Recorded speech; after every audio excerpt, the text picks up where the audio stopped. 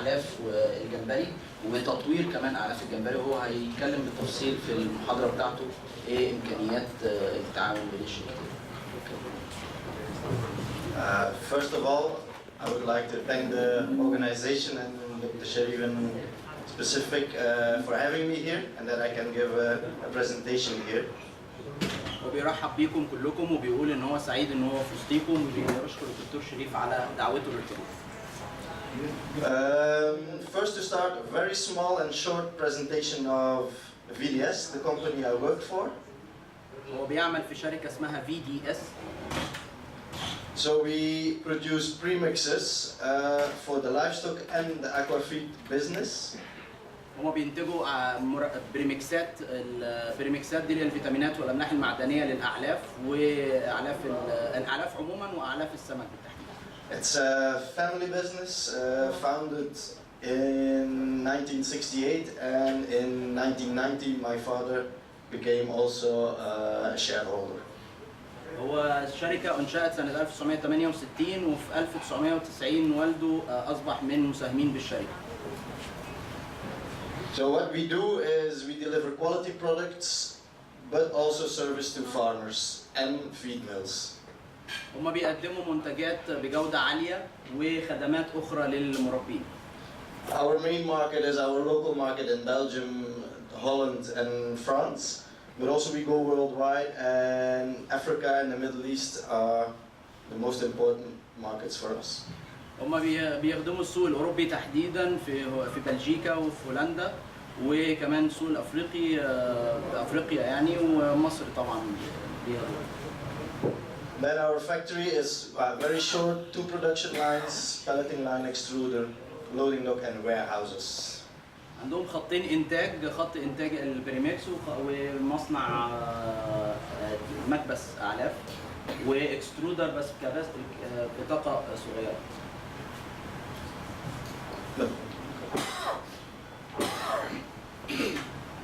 And this is the most important for this presentation here. We have an Aquaculture Division.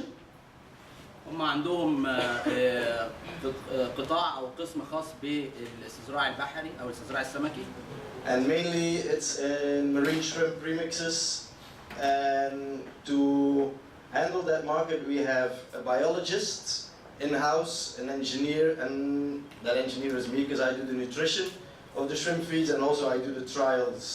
And those trials are indoor in Belgium and outside with our clients in Middle East and Africa. هو فريق العمل بيتكون من الراجل الخاص بالبيولوجيست اللي هو اللي بيكون خاص بجودة لدعم المزارعين، وفي مهندس لإنتاج إنتاج البريمكسز والأعلاف داخل الشركة، وهو مسؤول عن التغذية. هو خلفيته هو إنتاج راجل بيكون علائق أو بيعمل تركيبات أعلاف.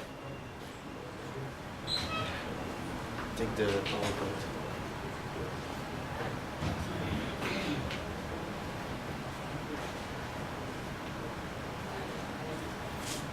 Okay, now I will give a short overview of the shrimp culture in Iran because the Havrash feed mill in Iran is one of our biggest customers for shrimp.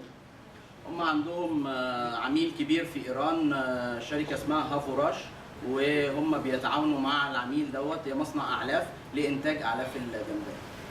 And also we have the feeling that the way the shrimp culture in Iran has started is a little bit representative for what is happening here now in Egypt. هو عنده اقتناع او احساس ان اللي بيحصل في السوق المصري حاليا تقريبا زي اللي كان بيحصل في السوق في ايران. So a very quick overview. I will discuss first sites and farm layouts in Iran, and then discuss the figures of producing shrimp feed and shrimps in Iran as well. And, sorry, very quickly, and then also what problems they have, what obstacles they face, and I will end with recommendations for the Egyptian market. المحاضرة بتاعته هتنقسم ل5 أجزاء: الفارم لاي اوت اللي هي توزيع المزرعة والموقع العام، تربية الجمبري، VDS اللي هي الشركه VDS، اعلاف خاصه بشركه VDS، ايه هي المشاكل والعقبات اللي بيقابلوها، وايه هي التوصيات او المقترحات اللي بيقولها للسوق المصري. So most of the farm sites are developed by the government in Iran, and this is a very typical one. معظم المزارع في ايران بيبقى الحكومه هي اللي بتكون مسؤوله عن تقسيم المزارع وتخطيط المزرعه. So you have the main inlet canal, then you have like all the side canals, and these are clusters of farms. توجد قناة رئيسية وقنوات فرعية لري المزرعة. And this is one farm. دي مزرعة واحدة. And normally the farmers, what they do is they rent the farm by the government. So one farmer can have like several of those units. يتم التأجير المزارع من الدولة زي مصر.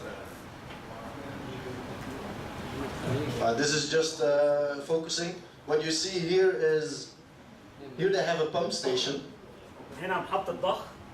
So they pump it, and then you have here a main supply canal who is feeding all those ponds with water.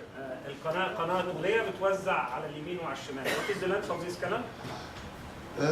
Normally the farms are, this will be farms of 1 hectare, so it's 100 meters, so you end up with 600 meters, 600-700 meters. 600 متر طولي القناة. Source of water يا دكتور. From الخليج العربي ولا What is the source of the water?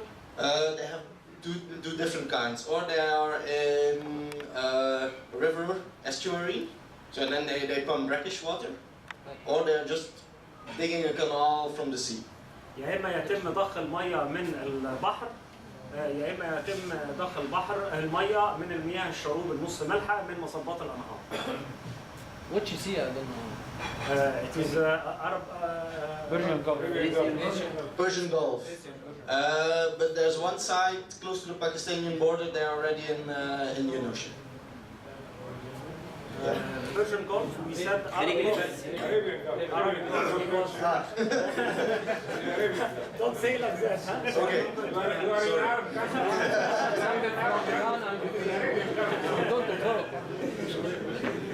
We forget about that. The picture on the right, where you see like just the right side of the building, there's the main canal. القناة على اليمين القناة الرئيسية. Yeah. And the building is the pumping station. محطة الضخ. And here you see the pumping station is pumping in a reservoir just before a sand filter. بيتم ضخ في حوض قبل الفلتر الرملي. And the bottom pictures are from the feeding canals for the ponds. القناة الموزعة للأحواض. And you see there's like the whole design is most of the time is that feeding canal is in concrete. القناة الموزعة معمولة من الأسمنت. What is the capacity of the pumping station? I'm not an expert, it's quite a lot. They're like 2 huge pumps, what they always have, but I cannot put a figure on that. بسأله قوة الطرمبات قد إيه فهو قال لي معرفش.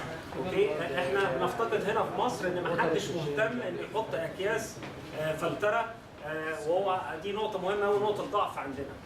But what is important with your pumps is you have to dimension your sand filter based on the capacity of your pumps, otherwise you get problems. لازم نحدد الفلتر الرملي طبقا لحجم محطة ضخ المية. Can you say the ratio? What is the ratio? I have to ask the biologist because I'm not a farming technician and I don't have those figures in my head. هو بيعتذر ان هو ما عندوش البيانات للإجابة. So if we look now at the filtration system, so we have seen they have the pump station with the sand filter. So this is a picture of a filled sand filter. الصورة دي موضحة للمرشح الرملي. And this is a cleaned one. وده حوض بينظفوا فيه. And if you see here is the inlet. بتدخل المية فوق. Then the water goes under. المية بتيجي من تحت. And here you see a metal structure with a cloth on top of it. وهنا مجموعه من الهيكل الحديدي داخل الفلتر الرملي. And then they put like 80 centimeters of first a little bit coarser gravel, but then sand.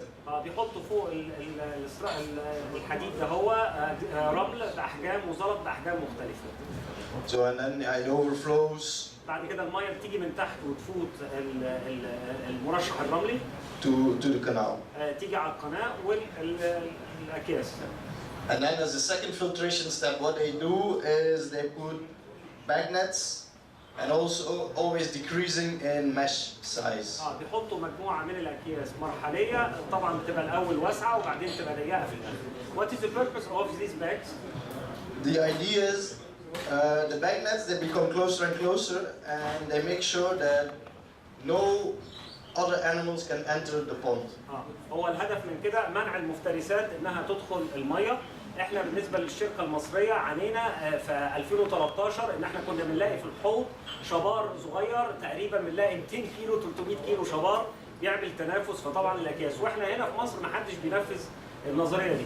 I'm sorry No problem. Because the idea is you don't want to get fish inside because they eat the shrimp feed. You don't want to get crustaceans inside.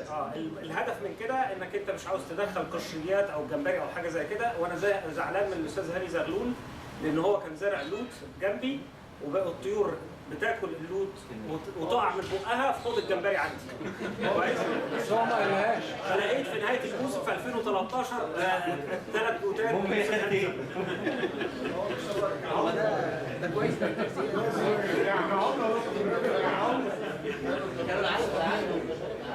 لا انا بوضح لكم ان العمليه طبعا قضوا على 50% من القطيع. كويس؟ كويس انك جبت 50%. But then the main reason why you do it is biosecurity reason, because all crustaceans they are carriers of, let's say, the main shrimp diseases, and if you can make sure that those vectors cannot enter the ponds via the water exchange, then you're already a huge step ahead of probable diseases. الاسماك والقشريات الغريبه دي بتبقى وسط جيد جدا لنقل الامراض للجمبري، غير انها ممكن تفترس العلف تفترس الجمبري، لكن ممكن تنقل الامراض. So then, very quickly about how they do the feeding. There are two systems what they use in Iran. The bottom one is with feed trays. They go around the ponds or with a boat on the water and just throw the feed inside. And with feed trays, they monitor how the feeding is done. No, again, please. Again. So the bottom one is feeding and monitoring by feeding trays. So they go around the pond and throw the feed in the water from the dike, or they go on the water with a boat. Okay, what is the size of this pond? Pond sizes in Iran is 1 hectare or 2 hectares.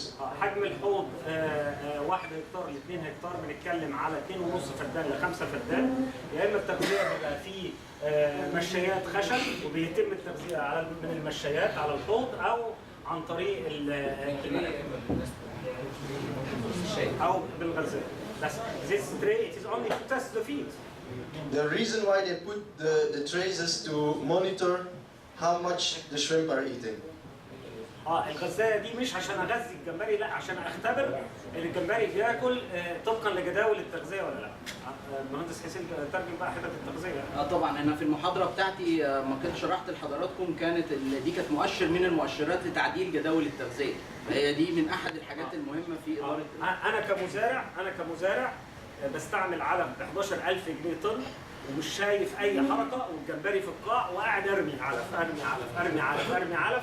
تتخرب العمليه. لازم اقف كل اسبوع اسبوعين واشوف اختبار الغذايات، واحنا هنا في مصر ما حدش مهتم باختبار الغذايات ده خالص، لان طبعا اللي يخرب الموضوع اقدر اطلع انتاج لكن معامل تحويل 1 ل3 1 ل4 كويس، والعلف بينزل وانا مش شايف غير السمك اللي بيعوم في الميه وهي اقدر. الاختبار ده دكتور بيبقى كل مره في تغذيه. ما تتعرف كده. يعني اختبار في تري مع كل وجبه كل 4 ساعات بيبص على الفيد تري. اذا بالتالي اللي هو جمال لما بيقول النهارده احنا عاوزين الصياد الصغير يعمل، الموضوع حساس جدا. هيتخانق معاك كويس؟ لو ما عملش الحاجات الحساسه دي فالعمليه لازم تتاخد وهو يتعلم منها. الاحواض الاسترشاديه. ماشي. في التوصيات. سوري. So then the top one is feeding with automatic feeders. غزايه اوتوماتيك.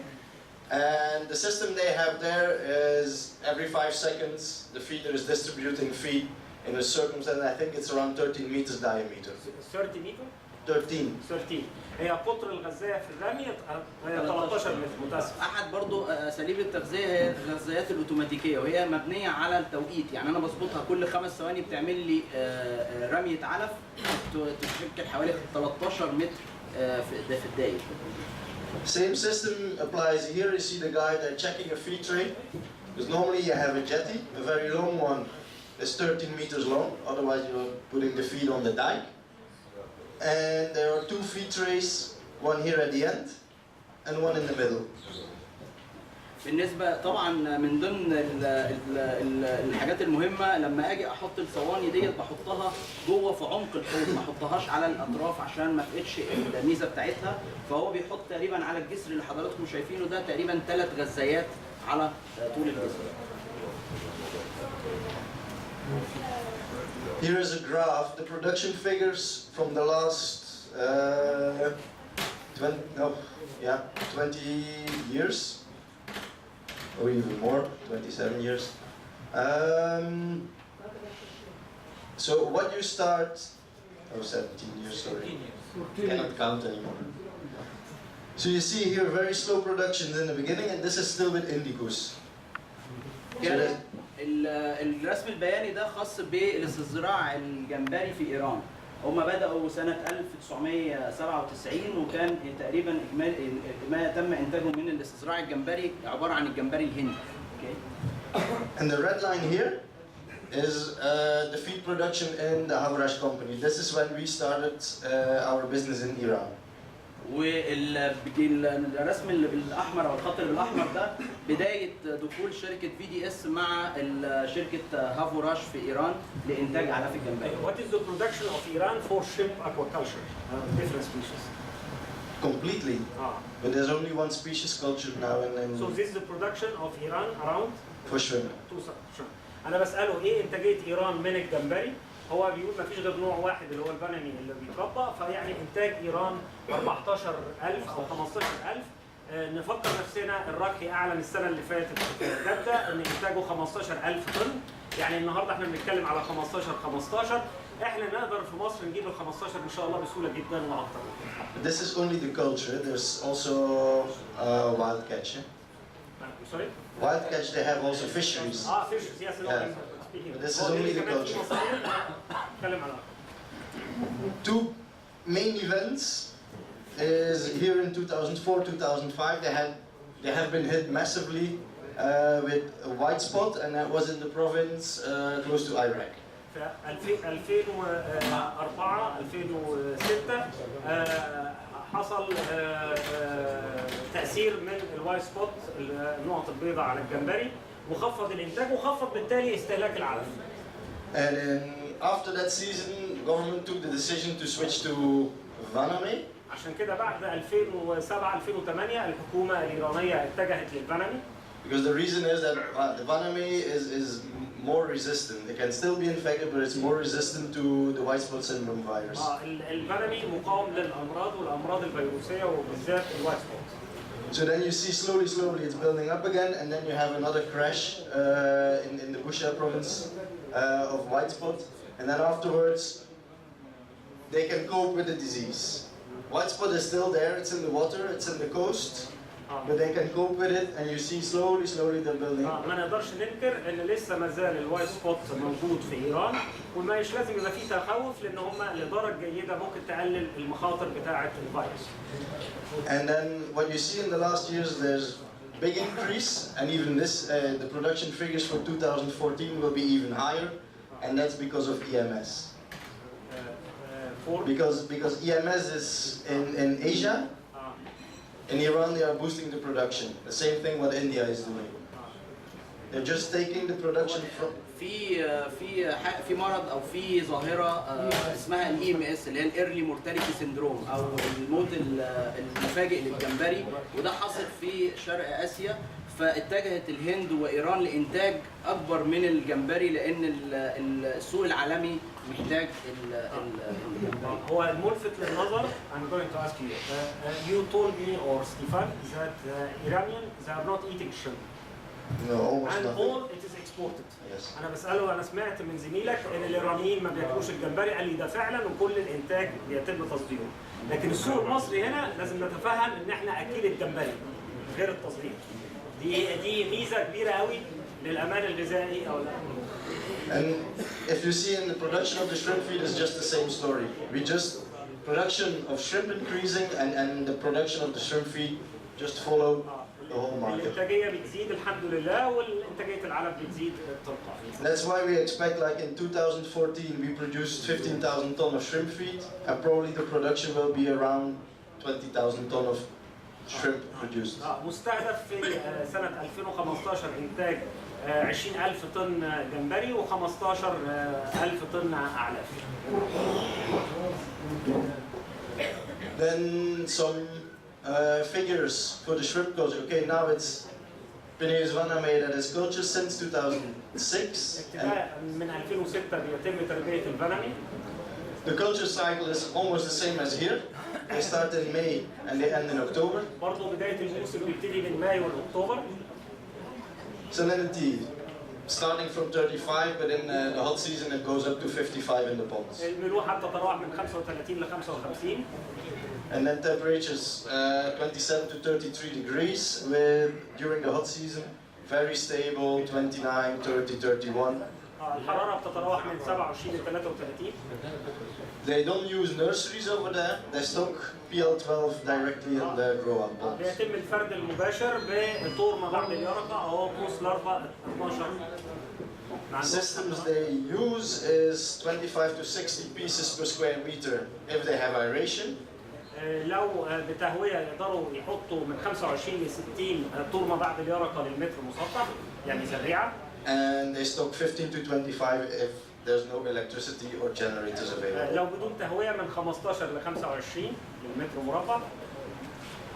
Their target is harvesting around 17 to 22 grams. If they have more, it's better. الحجم المستهدف يبقى من 17 ل 22 جرام، يعني تقريبا من 50 ل 60 جمبريه في الكيلو. So in the end up, like the main part is 50 to 60 count what they can sell. Okay. Concerning Egypt, it will be impossible to stock 15 and 25 without aeration. Okay. We need aeration. Here we have the productivity is very high. The water in the for Iran, it seems it is clear, right? Well, I think indeed it's about water quality. If you see here is like you have the main lake. There's a lot of aquaculture around. So I've heard also today sometimes the outlet water of one farmer is the inlet water of the other farmer. So then your oxygen levels in your water will be already very low, very nutrient. مية الخليج العربي شفافة فما فيش مشاكل هتبقى في التهوية، لكن المية في منطقة مثلث الديبة فيها خصوبة عالية وخضراء، فطبعا أنا متهيألي إحنا بالنسبة لنا لازم هيبقى في تهوية غير لو في مشاريع في البحر الأحمر.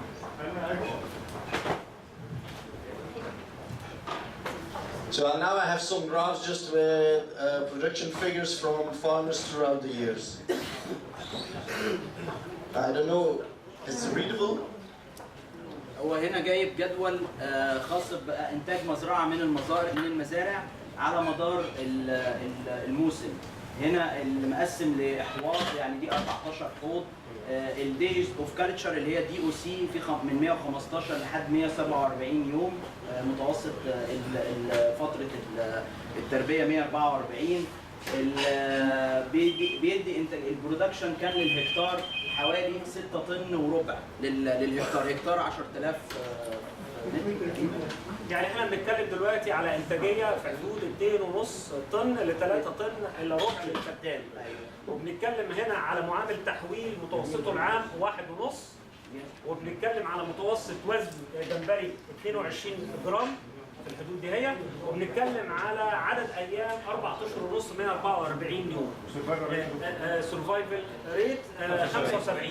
النهارده الباشمهندس حراز لما بيسال بيسال اشمعنى انتوا رايحين او عايزين تروحوا للبنمي، ميزات كتيره قوي هتيجي تشوفها ايه في البنمي، انت فاهم قصدي؟ احنا مش عارفين ندخله، لكن ليه بنقول بنمي؟ كويس؟ لما اجي اوصل لانتاجيه 2.5 3 طن للفدان. محمد. So this is figures for 2010. No, it's all Vaname. Species is all Vaname. There you see shortest cycle, and then it's representing in the FCR also. There you see FCR spending around 1.1, just because the younger your shrimp is and the smaller the size, the more efficient it will put feed into muscle. I'm afraid that why it is 1-to-1. اوكي انا بقول له انا خايف مش قادر اصدق ان معامل التحويل هنا واحد علامه عشريه واحد. Can you convince me it is 1.1? Yeah, so the reason why, يقول السبب في كده so it's only 87 days ان هم 87 يوم of production. They're small, they're still only 12 grams. وهحصل على 12 جرام. So, and then they get an FCR of 1.1, 1.2. عشان كده انا باخد معامل تحويل يعني if I will go for the period of breeding more than that, the conversion ratio it will be more than that. Yes, because they keep on growing, and the older an animal is, the more energy and protein it needs to gain the same kg of weight. كل ما همد مده التربيه معامل التحويل هيكبر معايا لان احتياجاته للبروتين هتبقى اكتر. كويس؟ عشان كده ده بيفكرني احنا جينا السنه اللي فاتت جينا بعد في رمضان، وبعد رمضان بعنا الجمبري ب 70 جنيه وكان صغير قد كده، وقلنا نسيبه كمان شهرين بعدها بعناه ب 50 جنيه وكان كده. فطبعا دي عمليه تسويق. The problem is that because there's only one cycle, المشكله انها دوره واحده زي مصر كده. and on the world market you get more money for the bigger sizes. So it's more economical to aim for 20-25 grammars in 120 or 140 days, then stop your cycle at 90 days. يعني هو بيتكلم عشان هي دورة صغيرة، فبيقول ان احتياجات السوق بتفضل المقاسات الكبيرة اللي هي 22 او 25 جرام افضل من ان هو ياخد الدورة الصغيرة. هي طبعا راجعة على حسب امكانيات، زي ما الدكتور شريف قال احنا كان في وقت عندنا احتياجاتهم للجمبري باسعار كويسه، لما طولنا وكبرنا الجمبري الاسعار نزلت، فده تراجع لاداره المزرعه. And then here this is from 2012. There you have the same story. You see like around 80 to 90 days of culture, and then you see again 1.1, 1.2, 1.3, depending on survival. ده نفس الشيء مزرعه اخرى وعدد ايام 84 يوم ومعامل التحويل في حدود الواحد لواحد. If you see here 55% survival. Here, this pond number 11, is 55% survival, FCR below 1. Why is the reason it is 55 survival rate it is bad? أنا بسأله ليه معدل العاشة هنا وحشة؟ Maybe in that pond they have problems with dissolved oxygen. ممكن يكون عندهم مشكلة كانت أكسجين في الحوض ده أو في الأحواض. The survival is 107. How come? Well, what often happens is, if I'm a hatchery manager لو كنت مدير مفرخ and I'm selling my PL to a farmer, ولو هبيع زريعة لمزارع, I want to make sure that he has good survival. لازم اتاكد انه هيبقى Because عنده it معدل means عشرة كويسه. next year he will buy again from me. عشان كده اتاكد انه هيجي لي السنه الجايه يشتري مني تاني. If he buys 500,000 PL, لو هيشتري كميه او عدد محدد من الزريعه, most of the time they put 5% or 10% extra because of mortality that you have in transport or the first days. يبقى كده هو بيزود برضه نسبه عشان نسبه 5 ل 10% عشان المزارع يرجع تاني. But I'm a smart hatchery manager and I don't put 5 or 10%, I put 15. انا لو كنت مسؤول ومتخذ قرار كنت حاطط 15%. It's too much 15 though. And then the farmer says, okay, I stocked my pond with 500,000 PL, I got 600,000 inside, I have very good survival, and I end up getting maybe 520,000 shrimp out of it. The time, Yes. they said the lunch at 4 o'clock. Okay, so again, same results. Here you see, this is from cycle 2014. They have FCR of 1.65 more or less, but bigger size shrimp. يعني هو بيتكلم ان تقريبا الدوره لما بتكبر عن ال 100 يوم تقريبا بنبقى متوقعين معامل تحويل في حدود ال 1.5 1.6 للعلف. And here you see also short cycle but very fast growth. They ended up with 1.5, 1.6 grams of growth per week. Also 2014. تقريبا المتوقع للنمو الاسبوعي جرام ونص لجرام و6 من 10 في الاسبوع. So then about the feeds. هنا هيتكلم عن العلف، بيتكلم على هافوراش، شركه ايرانيه في انتاج العلف. They have 75% of the market because there's also quite a lot of shrimp cultured very extensively in Iran, where they stock very low densities but also not put any feed inside. حصتها من السوق الايراني حوالي 75% من الاعلاف المنتجه في ايران للجمبري. And these are the specs they are feeding over there. So it's 38% protein in the starter feeds, and from 3 grams onward they go to lower percentage of protein, but still protein, amino acids are correlated with energy level. ده برنامج الانتاج اللي موجود في مصنع هافوراش. هم بيقسموها بالارقام، يعني من 1 إلى هم 5 اصناف بينتجوها، 3 منهم بيكونوا كرامبل او بيكون حبيبات مكسره، و2 بيكونوا بيليتد فيد او اللي هي الاعلاف المكبوسه. So what we do over there is we adapt it completely to the local culture conditions, and you have the very high salinity. So we put quite a lot of osmoregulators inside that shrimp do not put energy in those things. التركيبه بتبقى فيها تركيبات على اساس مقاومه للاوزمو ريجوليشن اللي هو التوازن الاسموزي داخل الجمبري للملوحه المرتفعه. And then also we try always to look for local ingredients because it saves you transport costs and it makes the feed a lot more economical than if you import anything. المصنع بيحاول يوفر بعض الخامات المحليه عشان تقليل التكلفه. And then also one of the important things is in Iran they have problems with high salinity but also with low water capacity for exchanging.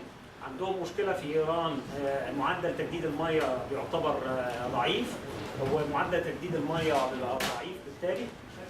And that's why what we try is to enhance the digestibility of the feed and also put products inside for reduction of the stress and to boosting the immune system. يعني دي احد الحاجات اللي كنت بتكلم عليها في المحاضره، ان احنا كشركه اعلاف بنقدم المنتجات بتاعتنا في حسب الحاله اللي موجوده في قلب المزرعه، فلازم اعرف لو في عنده معدل تغيير ميه منخفض، في عنده مشاكل مرضيه، في عنده الاكسجين منخفض، لان انا اقدر اكيف نفسي حسب الظروف اللي موجوده في الموقع، ودي من احد المميزات ان يبقى في حوار ما بين المنتج والمربي. What we do also is we perform feed trials on site, but also in our test unit in VDS. This was a trial with a probiotic that we put in the feed. It's also here in the feed. هم طبعا بيطوروا الاعلاف وفقا طبعا لبرامج، ففي دي تجربه تمت في ايران لاستخدام البروبايوتيك، والنتائج اللي بناخدها من التجربه بنعممها في الاعلاف. احنا عندنا العلف ما بيتم انتاجه بيكون في البروبايوتيك. So and there you see the pond where we put it inside was stocked more densely, but it had a higher survival.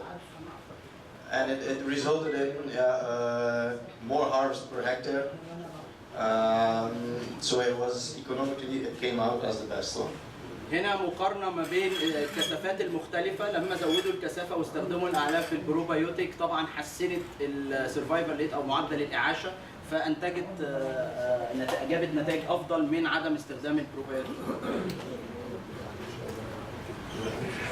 Then last year we performed also a pond probiotic trial. The idea was because of the low water exchange, there's often problems with dissolved oxygen.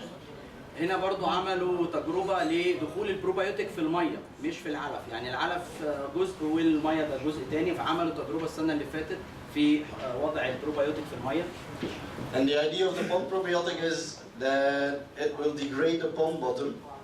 الهدف منها ان هي تقضي على القاع، المشاكل اللي موجوده في القاع بتاعه الحوض، فبتعمل تحلل للعناصر اللي موجوده في ارضيه الحوض.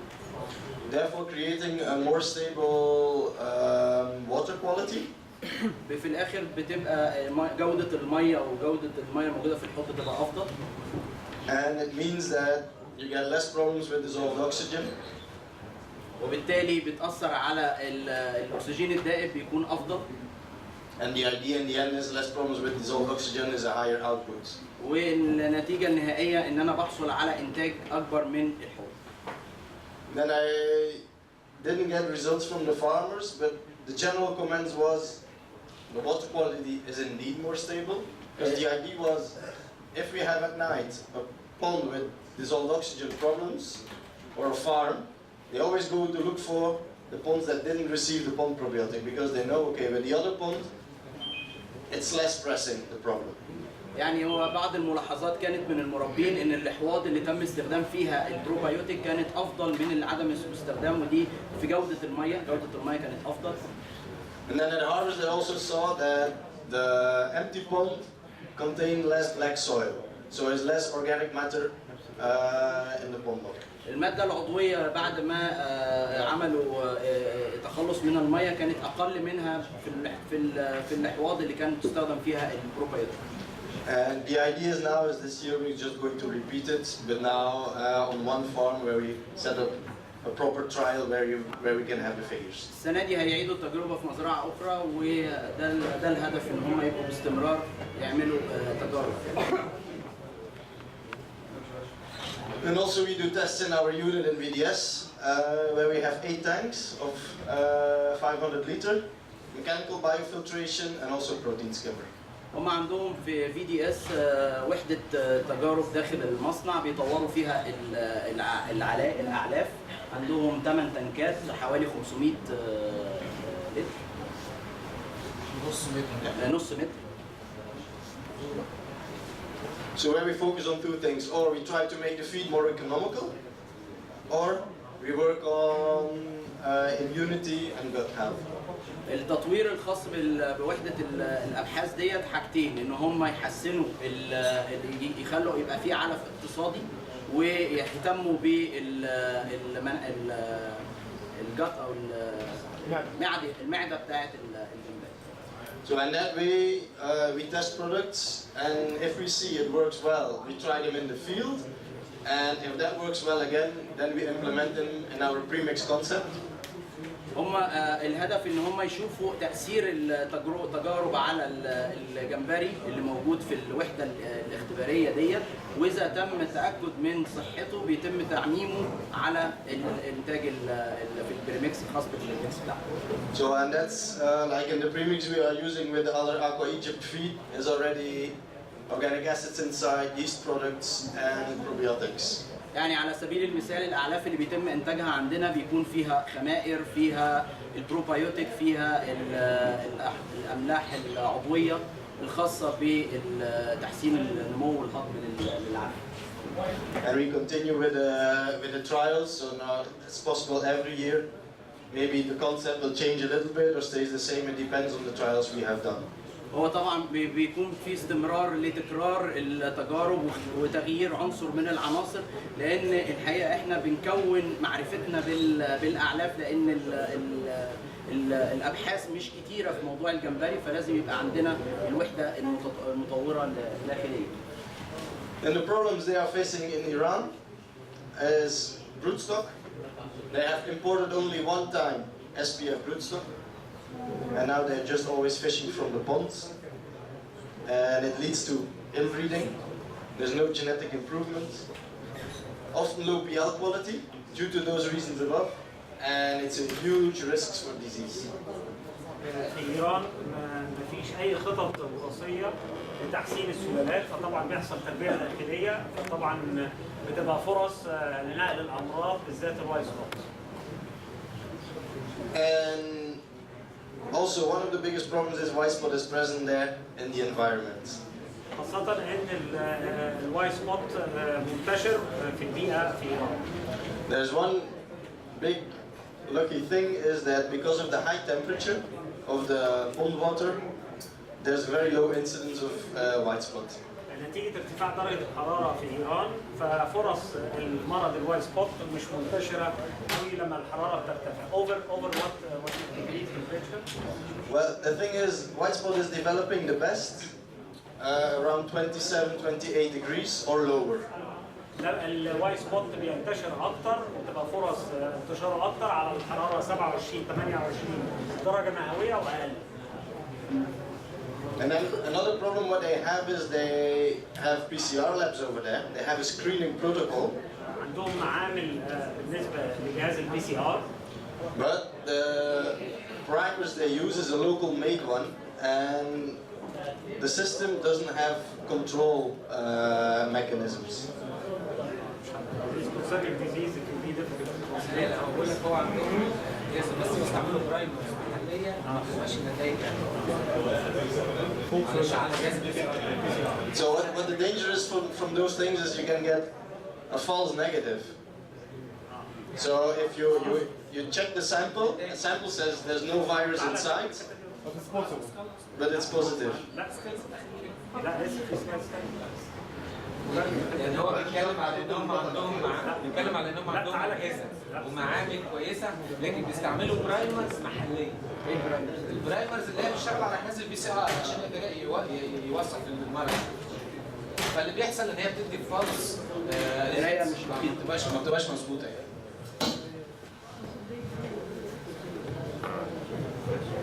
Another issue what they have is because the sites are built by the government, the farmers are renting it, the government is not maintaining it very well, and the biggest problem is the main supply canals, they are not dredged properly. نتيجة ان المزارعين مأجرين الارض من الدولة فهم مش مهتمين بالقنوات والشبكة بتاعت المياه. Do you know how much they are renting? I don't know. It's in the beginning because like now government is pushing the shrimp culture a bit, so I'm 100% sure now it's cheaper to rent a farm than maybe like 4 years ago. أنا بسأله ما تعرفش هم بيأجروا قد إيه الفدان أو الهكتار في إيران؟ قال لي أنا ما عنديش فكرة قد إيه. الحكومة عاملة لهم تشجيع. And last one is they're not recording enough. هم المشكلة الأساسية إن هم ما بياخدوش سجلات. Like in Egypt. It's the same as here. أنا زودت حتة فهو هز راسه قال زي مصر إن مفيش مزارع بتشيل سجلات صحيحة كويس أو بتبقى في نوتة صغيرة والنوتة دي في العربية أو في البيت كويس. And most of the time is because there's no dissolved oxygen reader, they don't have a pH reader and stuff like that. نفس المشاكل ما عندهمش جهاز أكسجين ما عندهمش قراءات ما عندهمش سجلات الأكسجين. And it means if you don't have those measurements, then you will be always too late when there's a problem. لو ما عندكش القراءات دي ما تقدر تتخذ القرار الصحيح لما تحصل مشكلة أو. And then how long do you have? it's finished. This is the last slide with the recommendations for Egypt here. What I would advise. Okay, this is recommendation for the new season 2015.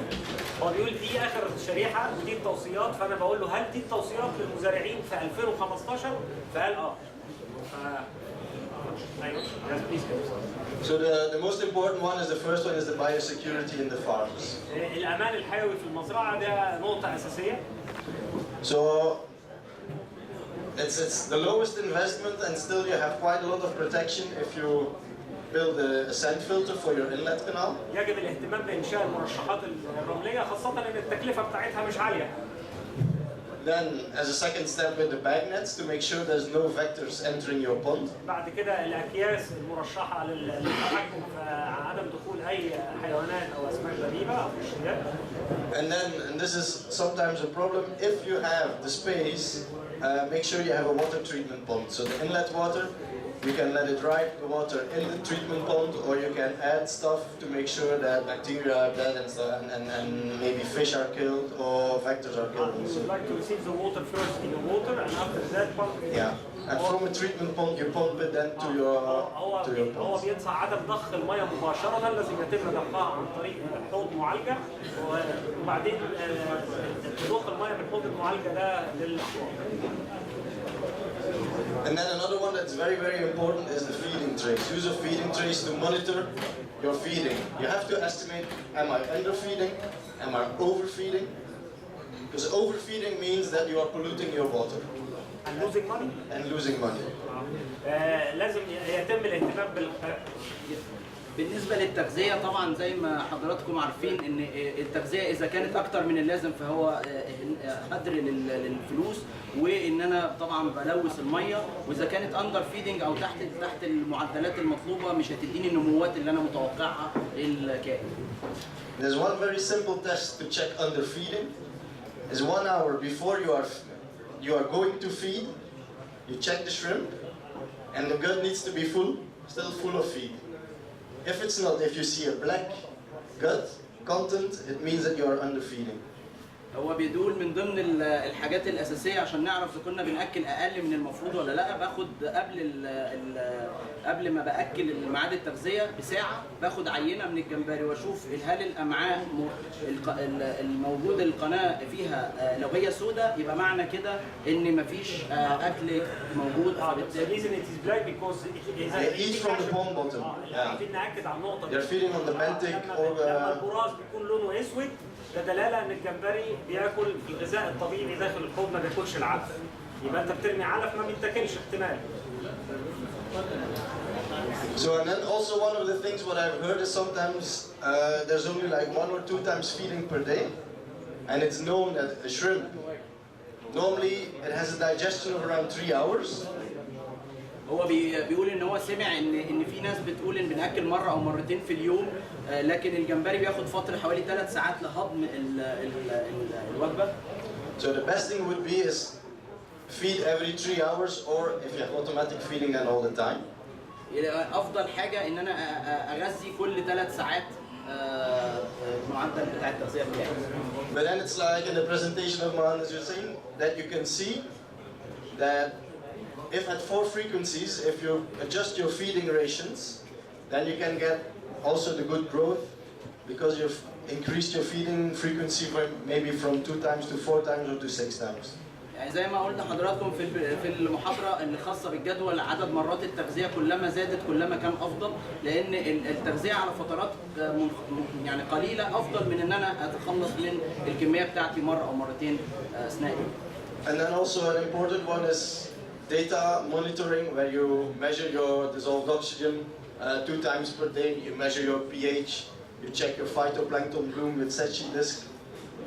Temperature also. Those things are really important to check and to see problems before they are harming your output. وبيأكد على تسجيل البيانات الخاصة بقياس الأكسجين بالبي اتش الحموضة أو الملوحة، وكمان معرفة الألجي بلوم اللي هو الطحالب، نمو الطحالب داخل الحوض. And then the last one is also important. This is make records. How much am I feeding? And then you can always track back what happened before, and then you can learn from those things. Okay, there we have your problems. I was feeding too much. The problems stay. And from records you can deduct the problems out of that. أهمية وجود السجلات إن حضرتك تقدر تتتبع لو حصل مشكلة في وقت معين، تقدر ترجع وتشوف ده كان عندي في الوقت دوت من السنة كان عندي المشكلة دي وأنا عالجتها بالطريقة دي، فوجود سجلات بيسهل علينا إدارة الحقوق.